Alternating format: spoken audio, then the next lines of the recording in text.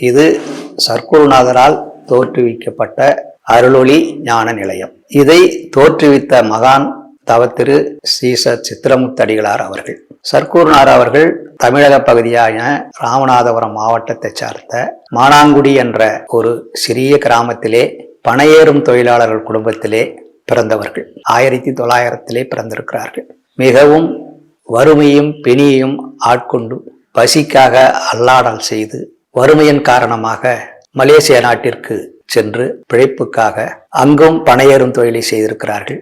அங்கு மாமுனிவர் ஜெகநாத சுவாமிகளுடைய தொடர்பு கொண்டு அவருடைய உபதேசங்கள் மூலம் சந்நியாசம் பெற்று மறுபடியும் அவர்கள் நம்முடைய இந்தியாவிற்கு திரும்பி மறுபடியும் மலேயா நாட்டிலே சென்று 1944 ஜூன் முதல் 1945 ஆகஸ்ட் வரை நேதாஜி சுபாஷ் சந்திர போஸ் அவர்கள் ஏற்படுத்திய இந்திய தேசிய இராணுவ படையில் சிப்பாயாக பணியாற்றியிருக்கிறார்கள்.